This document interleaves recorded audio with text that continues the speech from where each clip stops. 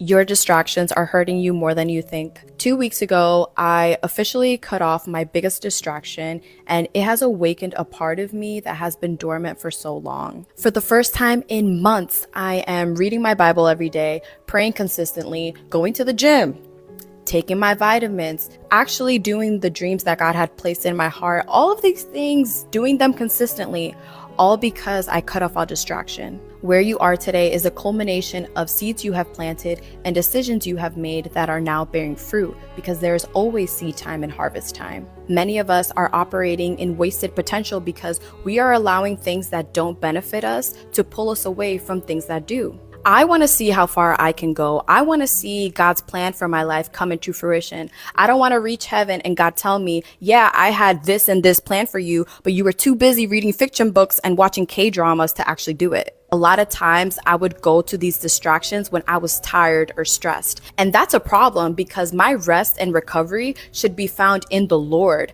not in these distractions that momentarily take my mind away from my problem. But when I go back, the problem is still there. I truly see that the rest that I have been looking for is found in Him. And the best thing about God is that not only does He give rest, but He brings the solution and the strength to overcome every circumstance. Hey gang, if you want to experience God more than ever before, ask God for these three things. Ask Him, number one, God, help me to love you more than I've ever loved you before. Help me to be faithful in loving you. And if you would do that, it's according to His will. Therefore, He's going to fulfill it, because it's God's will that you love Him more. And once you start experiencing that love, man, your spiritual relationship with Christ is going to soar. Number two, ask God to help you to be more thankful to Him for the things that He does in your life. And I'm telling you this, whenever you ask God to be, that you would be more thankful, that's according to His will, and He will perform that. And what happens is, the more thankful you are for the things that God does for you, the more you're going to love Him, and the more your spiritual life is going to soar.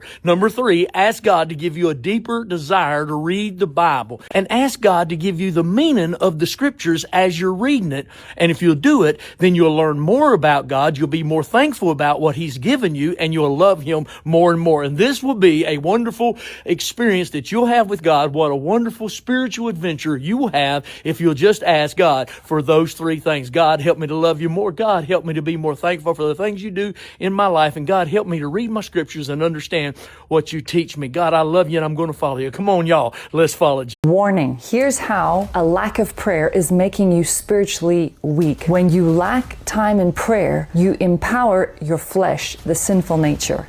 When you spend time in prayer, you empower yourself to hear God's voice more clearly, with wisdom, with love.